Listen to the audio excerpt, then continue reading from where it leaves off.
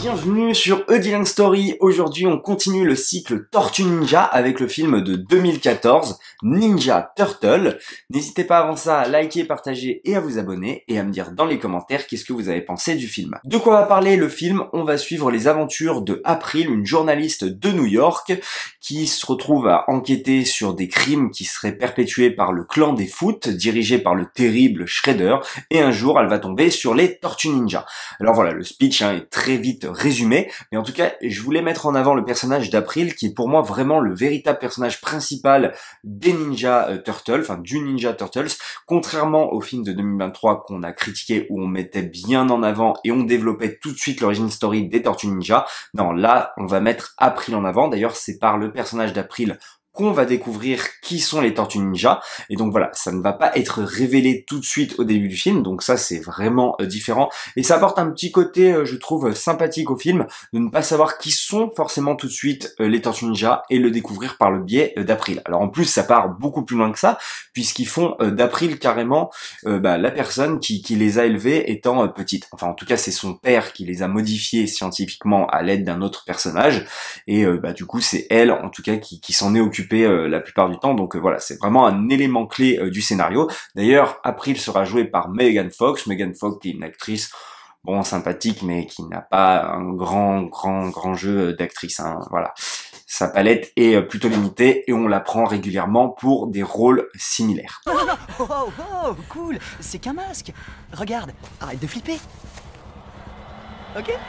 Le film est réalisé par Jonathan Liebesman, réalisateur que j'apprécie plutôt bien. Donc il avait fait Battle Invasion Los Angeles, un film d'extraterrestres qui était plutôt sympathique, plutôt osé, mais il y avait quelques problèmes quand même. Il a fait Massacre à tronçonneuse, le commencement, que j'adore, franchement, j'adore ce film. Et il a fait La colère des titans, qui est un véritable plaisir coupable pour moi. Voilà, j'adore le choc des titans, hein, qui est donc La colère des titans et la suite du choc des titans. Et donc là, pour moi, c'est vraiment un faiseur dans ce film, si vous voulez. J'ai l'impression qu'il essaye de singer et de copier Michael Bay, mais que ça marche pas toujours, évidemment, parce que voilà, c'est pas Michael Bay. Et voilà, je voulais rebondir là-dessus, c'est que c'est une production de Michael Bay, hein. Du coup, Nickelodeon obtient les droits à 100% en 2011 des Tortues Ninja, et il demande à Michael Bay et sa société de produire Ninja Turtles. Il choisit comme réalisateur Jonathan Liebesman, et c'est très important ce point-là pour ce film-là, le fait que ce soit une production de Michael Bay, parce qu'on va retrouver énormément de similitudes avec notamment les Transformers. Ça va marcher pratiquement exactement de la même manière, notamment en termes de mise en scène aussi, de par exemple ces ralentis, hein, voilà, quand on est en phase de combat, les ralentis, la mise en scène qu'on retrouve régulièrement chez Michael Bay, qui est utilisé d'ailleurs très souvent, notamment dans les Transformers, et qu'on retrouvera là utilisé, mais pas forcément aussi bien forcément que les Transformers.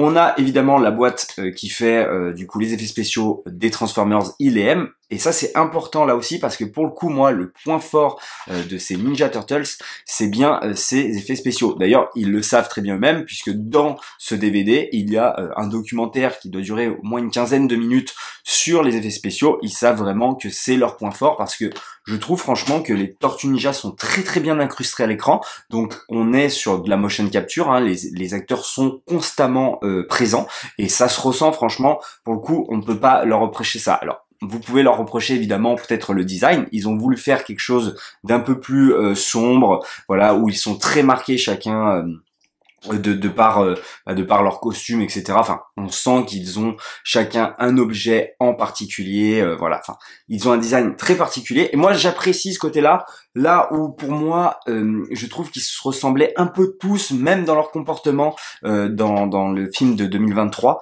Là pour le coup, ils ont chacun vraiment un comportement très bien marqué, très bien à eux. À part Raphaël dans le film de 2023, qui était évidemment le plus nerveux de la bande, le reste, je trouvais que c'était assez similaire, et c'était un petit peu dommage. Alors que là, voilà, tu sens que Raphaël est le colérique de la bande, que Michelangelo est le petit rigolo de la bande, que voilà, Donatello est l'intello, etc.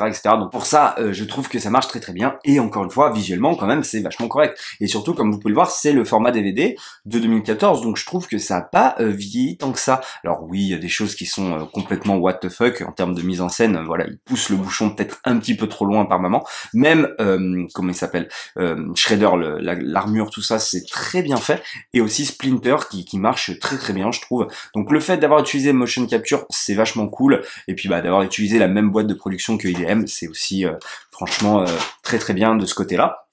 Il y a encore d'autres similitudes, le fait de mettre évidemment un personnage humain au milieu de ces Tortues Ninja, alors qu'il existe déjà dans les dessins animés, les comics, etc., April, mais c'est vrai que le mettre en avant autant, comme l'est par exemple le personnage de Sam, donc joué par Shia LaBeouf dans les Transformers, qui est vraiment le personnage mis en avant, notamment dans les 3 premiers, et petit à petit je trouve que Optimus Prime sera de plus en plus mis en avant, contrairement à l'humain, notamment Mark Wahlberg dans le 4 et le 5.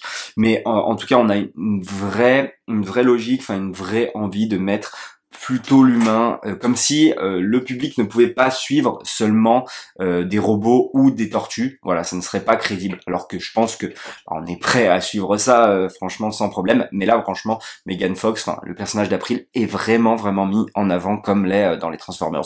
Donc on sent vraiment qu'on est dans une production Michael Bay. Ça marche exactement de la même manière que un Transformers, franchement, sur énormément de points.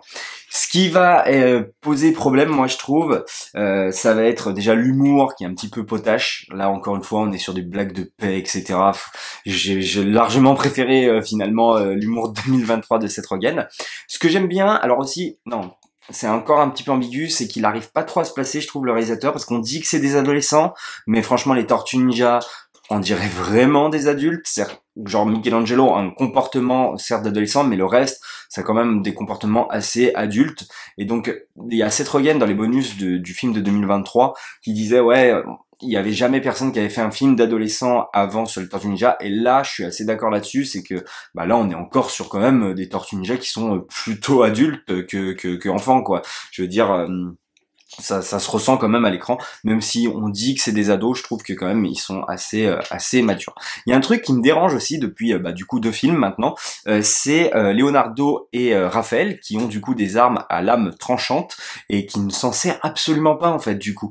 Alors autant l'autre a des bâtons et l'autre a des nunchaku, je crois que ça s'appelle, je me rappelle plus, mais donc eux ils peuvent s'en servir, et les autres se tapent constamment à la main, quoi. Alors, hormis le moment où ils se défendent face à Shredder, qui a des grandes lames, etc., mais sinon, ça reste quand même, c'est dommage, parce que je pense que quand même, les mecs ont des armes à feu face à eux, ils ont le droit de les trancher quelque part, sans forcément montrer du sang, ou montrer qu'ils leur coupent la tête, tout ça, ça peut quand même être utilisé un petit peu plus de ce côté-là, je trouve.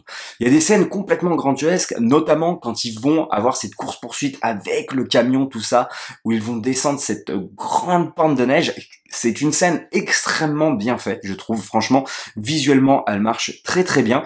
Alors par contre, il y a des choses complètement, mais what the fuck, notamment quand April veut absolument filmer les tortues, donc sortir par la fenêtre du camion alors que t'es en train de dévaler une pente qui finit sur un ravin, mais c'est complètement, c'est trop absurde. Par moments, on va trop dans l'absurde et on sort trop du film de ce côté-là, c'est ce qui fait que le film c'est mitigé. Et il y a ces personnages de méchants qui sont vraiment sortis de nulle part. Alors j'adore Splitter dans le film, j'adore ce personnage. D'ailleurs le premier combat est plutôt pas mal entre Splinter et Shredder, où d'ailleurs on a un combat un petit peu filmé visuellement comme si c'était un combat de jeu vidéo, c'est-à-dire voilà comme visuellement comme un Street Fighter ou comme un Tekken, voilà. Et c'est plutôt pas mal de ce côté-là. Mais par contre, ça me fait délire, c'est que normalement ils sont censés être restés dans les égouts, tout ça. D'où Splinter connaît Shredder. Genre il arrive devant April, oh là là, oh non, le clan est dirigé par Shredder, le terrible méchant qui maîtrise les arts martiaux comme jamais. Enfin, mec, t'as appris les arts martiaux parce qu'il y a un bouquin qui est tombé, qui est tombé dans les égouts, quoi. Et il maîtrise mieux les arts martiaux que Shredder. Enfin, c'est complètement what the fuck de ce côté-là. Il y a des éléments comme ça de scénario balancés à la va-vite où tu ne comprends pas trop pourquoi. Tu te dis bon, on avait besoin de justifier ça comme ça, donc voilà. Il y a aussi les égouts justement. Donc la base, on va dire, des Tortues Ninja, c'est très très bien fait, c'est un décor réel, voilà, tout est palpable, tout a été fait. Bon, alors on n'y reste pas non plus 10 ans, mais franchement, pour le peu qu'on voit, c'est vrai que bah, c'est super réaliste et pour le coup ça c'est vachement cool aussi de ce côté-là, c'est vachement bien. La dynamique entre les Tortues Ninja, encore une fois, marche très très bien plus que je trouve que dans le 2023. Alors le personnage d'April hein, est fondamentalement très différent puisque là on est sur une adolescente dans le film de 2023 et plutôt secondaire je trouve quand même. Là on est vraiment sur un personnage vraiment mis en avant. La chose qui change aussi, c'est que les Tortues Ninja ne sont pas découverts. Hein. Et le message, alors on en parle vite fait que on serait pas accepté par les humains, faut pas qu'on se fasse découvrir. Mais là, c'est pas du tout le même message que dans le 2023 qui porte un vrai message. Et c'est là aussi le problème de Tortues Ninja, c'est que bah au final, ça parle de quoi. Qu'est-ce que le film veut nous dire? Bah, pas grand-chose, c'est juste divertissant. Alors ça, c'est très bien aussi, hein, des fois, juste des films divertissants, mais c'est vrai que ça ne véhicule aucun message, même la fin, bon, tu te dis, bon, ok, d'accord. April, qui a toujours rêvé d'avoir, justement, son grand reportage, préfère se taire sur les tortues. Ok, pourquoi pas. Bon, voilà. Et on a aussi un vrai méchant, hein, pour le coup, enfin, un vrai méchant. Le méchant des Tortues Ninja de 2023 est très bien, mais là, pour le coup, on retrouve Shredder, qui est un méchant emblématique, mais qui est plutôt problématique avec aussi Mahon, hein, l'agent Mahon de Prison Break, je sais pas le nom d'acteur de ce gars, qui est là en méchant, qui a tué le père d'April, bon, qui est plutôt sympa, mais voilà, c'est pas les méchants de l'année non plus, c'est très manichéen, très très simple je trouve, et ouais, la fin est un petit peu trop what the fuck, surtout qu'ils sont en pleine journée à New York, il y aurait déjà tous les hélicos en train de filmer ce qui se passe, et non, les tortues sont restées inaperçues. Excusez-moi, vous étiez sur une tour à New York, normalement tout le monde est censé vous voir, enfin en tout cas au moins les médias. Mais bon, qu'est-ce que vous voulez, ils sont restés inaperçus. Donc il y a des petits éléments de scénario comme ça, l'humour un petit peu potage, des fois visuellement, je veux dire en termes d'action, de comment c'est filmé, c'est pas super, c'est très brouillon, c'est un petit peu dommage de ce côté-là parce que les effets spéciaux, encore une fois, sont très très bien foutus.